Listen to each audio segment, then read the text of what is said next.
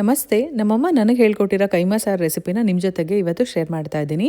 ನಾನಿಲ್ಲಿ ಅರ್ಧ ಕೆಜಿಯಷ್ಟು ಗೋಟ್ ಕೀಮಾ ತೊಗೊಂಡಿದ್ದೀನಿ. ಹಾಗೆ ಕೈಮಾ ಉಂಡೆಗೆ ಸಪ್ರೇಟ್ ಮಸಾಲೆ ಮತ್ತು ಸಾಂಬಾರ್ಗೆ ಬೇರೆ ಮಸಾಲೆ ಇಟ್ಕೊಬೇಕಾಗತ್ತೆ. ಅನ್ನಕ್ಕೂ ಇಟ್ಬಿಟ್ಟೆ ಸಾರು ರೆಡಿ ಆಗೋಷ್ಟರಲ್ಲಿ ಅನ್ನನೂ ಆಗಿರುತ್ತೆ ಅಂತ ಹೇಳಿ ಇನ್ನೊಂದು ಕಡೆ ಒಂದು ಸ್ಪೂನಷ್ಟು ಎಣ್ಣೆ ಹಾಕಿ ಚಕ್ಕೆ, ಲವಂಗ, ಶುಂಠಿ, ಬೆಳ್ಳುಳ್ಳಿ, ಈರುಳ್ಳಿ ಹಾಕಿ ಈರುಳ್ಳಿ ಕೆಂಪಗಾಗೋವರೆಗೂ ಫ್ರೈ ಮಾಡ್ಕೊಂಡಿದ್ದಾದ್ಮೇಲೆ 1 ಟೊಮೆಟೊ, ಸ್ವಲ್ಪ ಕೊತ್ತಂಬರಿ, ಸ್ವಲ್ಪ ತೆಂಗಿನಕಾಯಿ ಹಾಕಿ ನೀಟಾಗಿ ಒಂದ್ಸರಿ ಮಿಕ್ಸ್ ಮಾಡ್ಕೊಂಡು ಸ್ಟವ್ ಆಫ್ ಮಾಡಿ ಮಟನ್ ಸಾಂಬಾರ್ಗೆ ಹಾಕೋ ಧನಿಯಾ ಪೌಡರ್ನ ಅಮ್ಮ ಕಳಿಸ್ತಾರೆ. ಅದನ್ನ ಹಾಕಿ ನೀಟಾಗಿ ಮಿಕ್ಸ್ ಮಾಡಿ ತಣ್ಣಗಾಗಕ್ಕೆ ಬಿಡಬೇಕು. ಅಷ್ಟರಲ್ಲಿ ಕೈಮಾ ಉಂಡೆಗೆ ಒಂದು ಮಸಾಲೆ ರೆಡಿ ಮಾಡ್ಕೊಂಬಿಡೋಣ. ಒಂದು ಚಿಕ್ಕ ಜಾರಲ್ಲಿ ಚಕ್ಕೆ, ಲವಂಗ, ಮೆಣಸು ಮತ್ತೆ ಒಂದು ಇಡಿಯಷ್ಟು ಉರ್ಗಡ್ಲೆ ಹಾಕೊಂಡು ಫೈನ್ ಪೌಡರ್ ಮಾಡ್ಕೊಂಡು ಒಂದು ಬೌಲ್ಗೆ ಟ್ರಾನ್ಸ್ಫರ್ ಮಾಡ್ಕೊಬೇಕಾಗತ್ತೆ. ಸೊ ಅದೇ ಜಾರಲ್ಲಿ ಶುಂಠಿ, ಬೆಳ್ಳುಳ್ಳಿ, ಹಸಿಮೆಣಸಿನಕಾಯಿ, ಕೊತ್ತಂಬರಿ, ಸ್ವಲ್ಪ ತೆಂಗಿನಕಾಯಿ ತುರಿ ಹಾಕೊಂಡು ಒಂದ್ಸರಿ ರುಬ್ಕೊಂಡು ಒಂದು ಮೊಟ್ಟೆ ಹಾಕ್ತಾ ಇದ್ದೀನಿ. ಅಮ್ಮ 2 ಮೊಟ್ಟೆ ಹಾಕಕ್ಕೆ ಹೇಳಿದ್ರು ಅರ್ಧ ಕೆಜಿ ಮಟನ್ಗೆ, ನಾನು ಇಲ್ಲಿ ಒಂದೇ ಹಾಕ್ತೆ.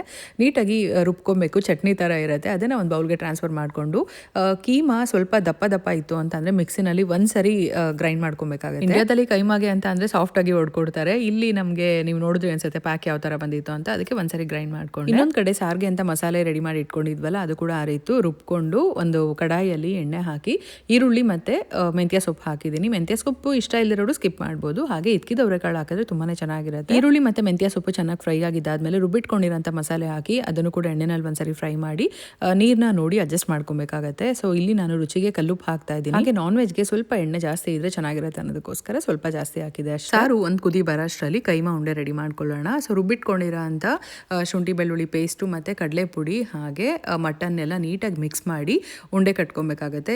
ಯಾವ ಸೈಜಲ್ಲಿ ಬೇಕು ಆ ಥರ ಕಟ್ಬೋದು. ನಾನು ಈ ರೀತಿ 18 ಉಂಡೆ ಮಾಡಿದ್ದೆ ಅರ್ಧ ಕೆಜಿನಲ್ಲಿ. 1 ಕೆಜಿ ಅಂತ ಅಂದರೆ ಆಲ್ಮೋಸ್ಟ್ ಒಂದು 35 ಮೇಲೆ ಬರುತ್ತೆ. ಸೊ ಜನ ಜಾಸ್ತಿ ಬರ್ತಾ ಇದ್ದಾರೆ, ಇನ್ನೂ ಜಾಸ್ತಿ ಉಂಡೆ ಬೇಕು ಅನ್ನೋರು ಉರ್ಗಡ್ಲೆ ಜಾಸ್ತಿ ಹಾಕೊಬೋದು, ತೆಂಗಿನಕಾಯಿ ತುರಿ ಕೂಡ ಜಾಸ್ತಿ ಹಾಕ್ಬೋದು. ಅಮ್ಮ ಯಾವಾಗಲೂ 1 ಕೆಜಿ ಅಥವಾ 1.5-2 ಕೆಜಿಗೆ ಮಾಡ್ತಾ ಇದ್ರಲ್ವ, ಸೊ ದೊಡ್ಡ ಪಾತ್ರೆ ಇಡ್ತಾ ಇದ್ರು.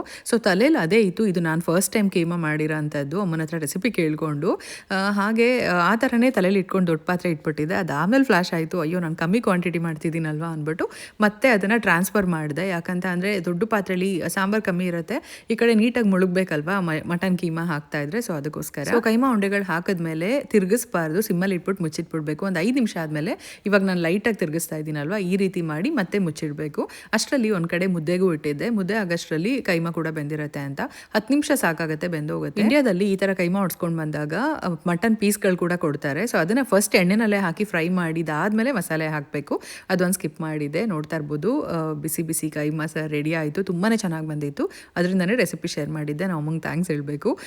ಸೊ ಇನ್ನೂ ಒಂದು ಕಡೆ ಬಿಸಿ ಬಿಸಿ ಮುದ್ದೆ ಕೂಡ ರೆಡಿ ಆಯಿತು, ಅನ್ನ ಕೂಡ ಆಗಿತ್ತು. ನಾವು ಸಾರಿಗೆ ಮಸಾಲೆ ರುಬ್ಕೊಂಡ್ವಲ್ಲ, ಅದನ್ನು ಎಣ್ಣೆನಲ್ಲೇ ಫ್ರೈ ಮಾಡ್ಕೊಬೇಕು ಅಂತೇನಿಲ್ಲ, ಹಸಿ ಮಸಾಲೆ ಕೂಡ ಹಾಕಿ ಮಾಡ್ಬೋದು.